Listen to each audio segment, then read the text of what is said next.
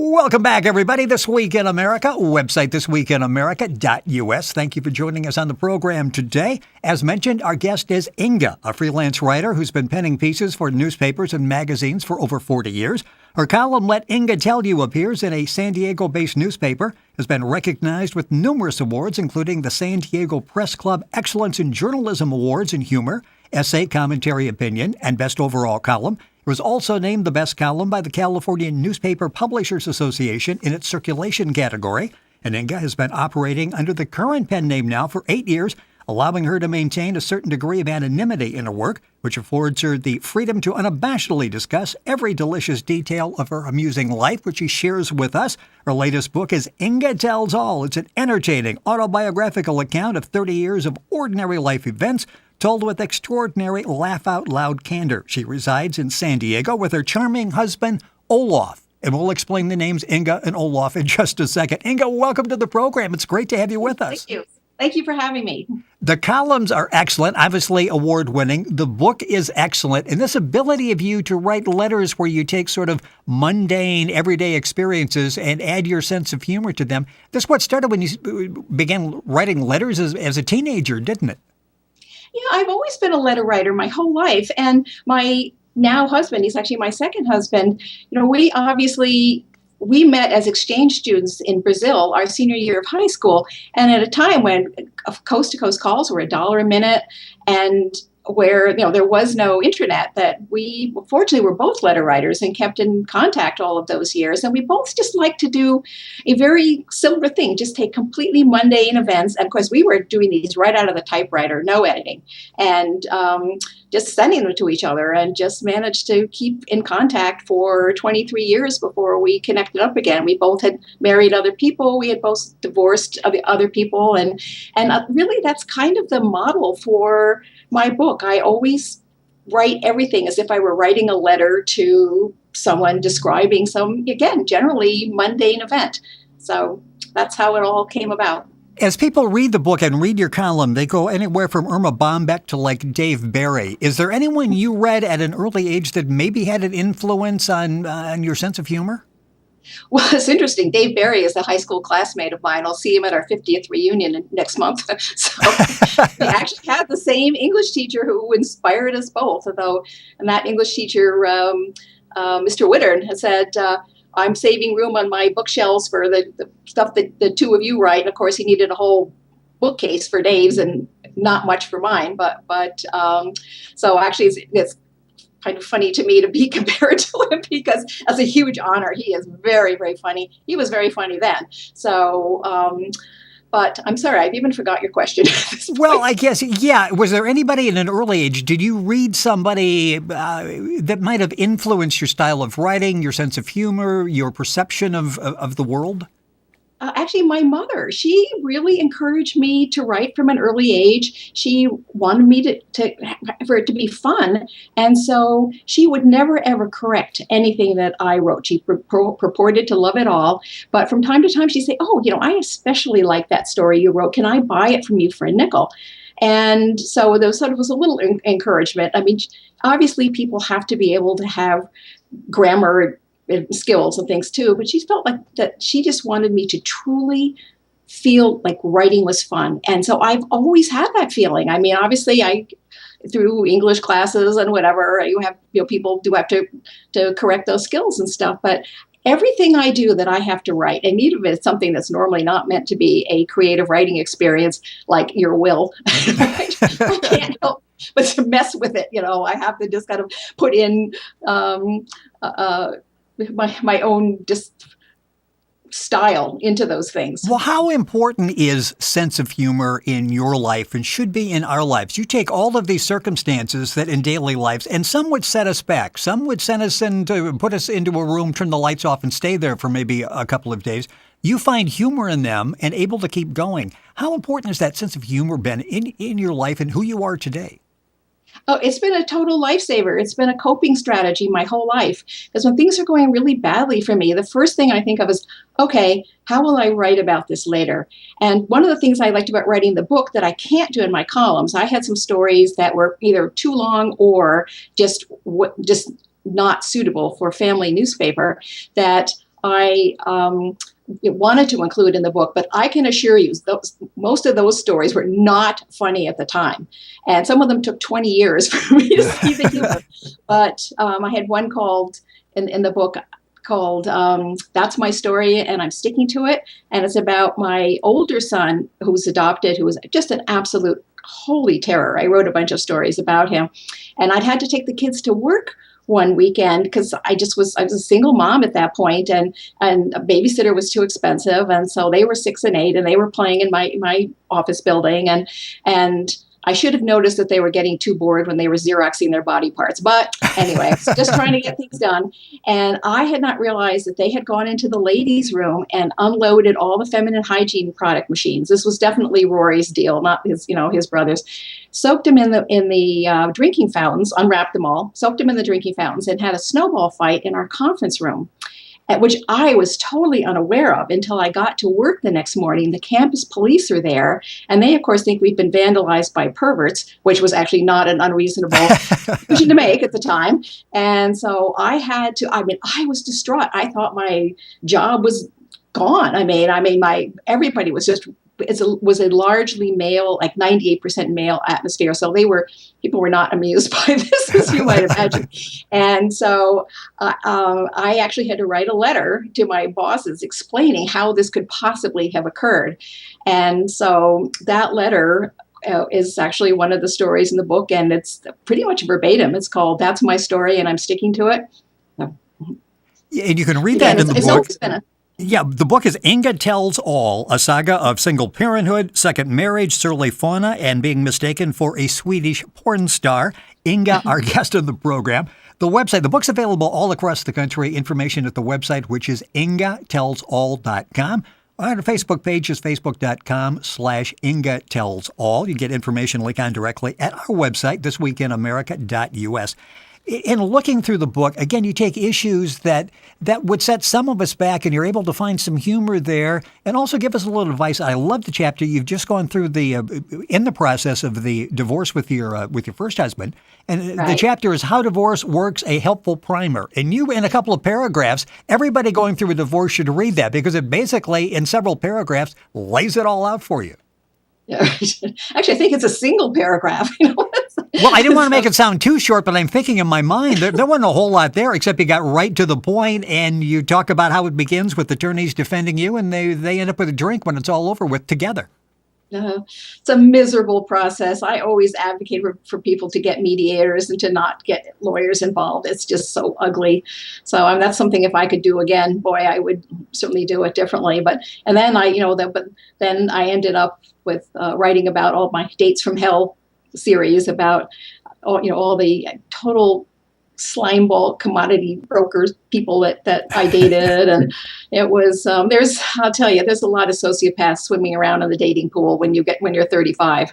Yeah, and you were just about ready to say, I could be content being single for the rest of my life. So many people think, I wonder what it would be like fantasize about getting back out there in the dating pool and all of these eligible men out there. And you're pretty much ready to say, you're ready to say, I think I can just do this by myself. And then Olof comes back into the picture.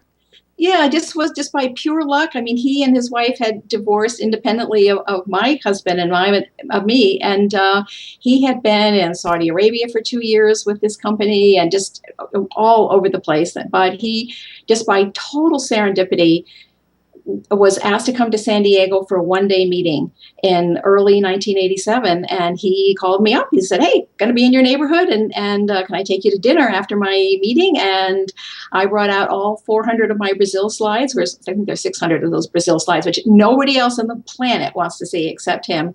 In fact, I used to threaten the kids when they were little, like, shape up or mommy brings out the Brazil slides. I said, no, not the Brazil slides. We'll be good. So anyway, but he ended up staying the whole weekend over several bottles of wine. We watched all 600 of the Brazil slides, and the rest is history. Yeah, you get married, and then he says, my company wants me to go to Sweden. And you are sort of like, and you describe yourself in your early adulthood as like adventurous. That's how you ended up at age 17, being a foreign exchange student and meeting him in Brazil in the first place. But suddenly it's like this attraction to traveling is non-existent. How difficult was that to make that decision to go to Sweden?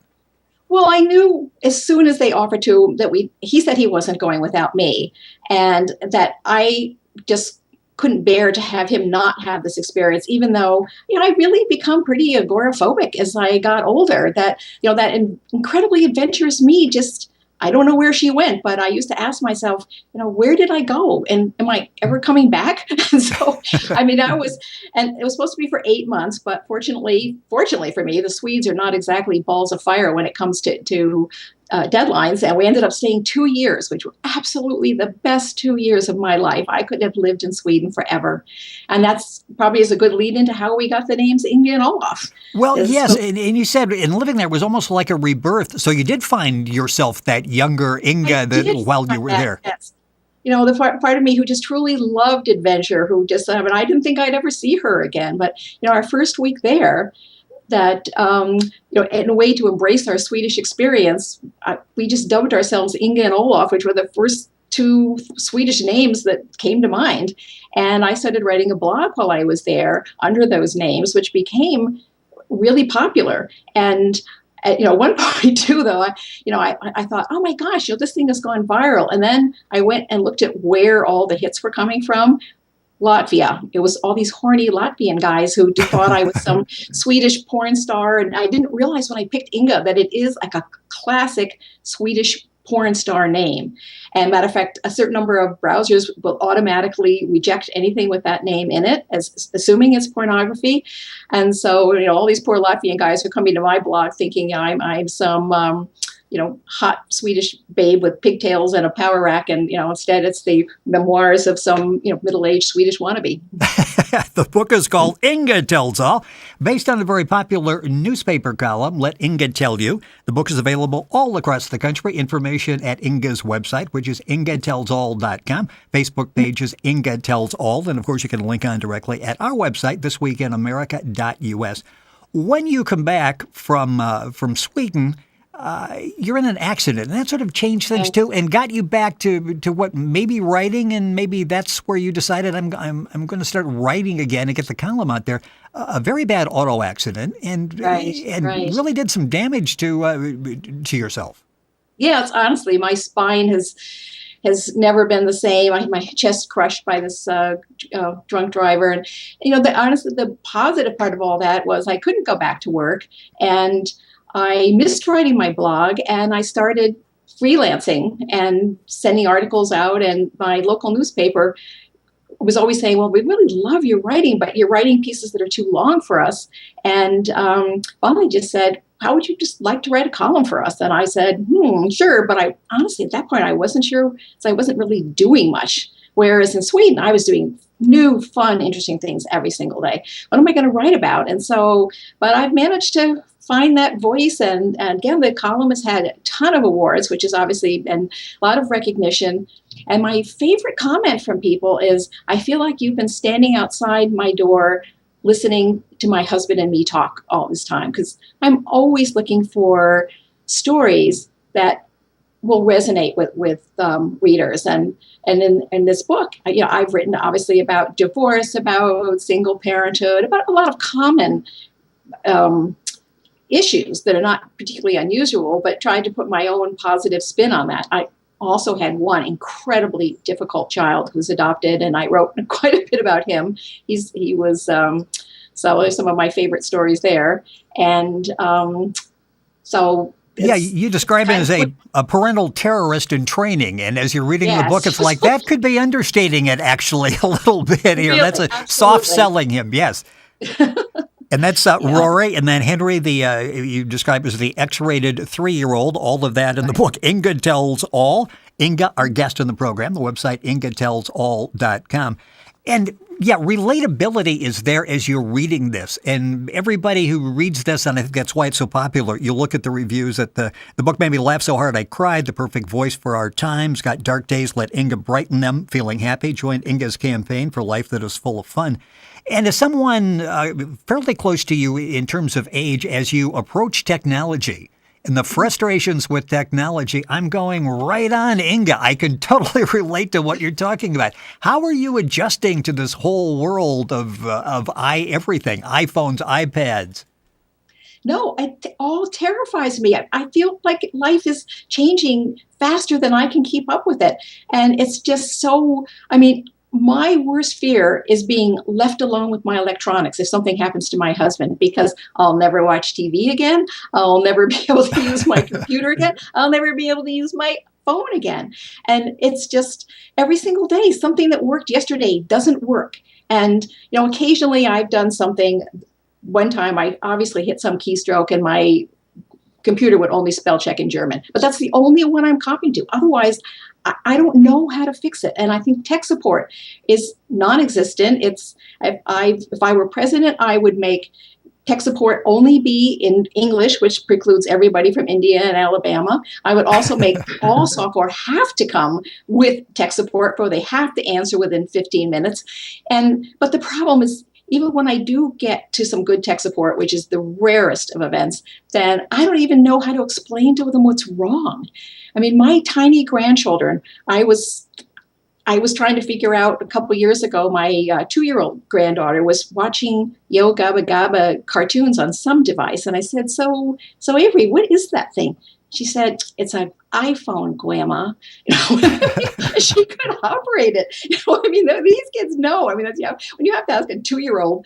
But I think, why can't they even put labels on these things? I mean, and even on my iPhone, like I have an Uber app, which I absolutely love. But I mean, could they just put like a car on the, as the icon instead of some funny symbol that, you're supposed to remember?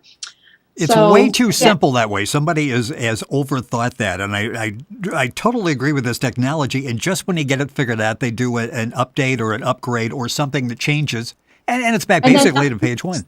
Nothing works. That's just, and anything you change, nothing works. Just every single day, I start reading about these things like Tumblr or Tinder or Instagram. I don't even know what they are. I keep reading in the New York Times Sunday travel section, like, this is the app you should get if you want to get a better seat on the plane. Well, I feel I'm probably destined to have the worst seat on any airplane, and because if something changes, I'm not going to know how to do that. Or you can be able to track your bags. I'll be the only person who has no idea where their bags are. I mean, it's just, it's so frustrating and scary to feel so powerless against something. Whereas, when I was in college, I thought of myself as the dorm tech support because everybody came to me for help changing their electric typewriter ribbons, at which I excelled. So,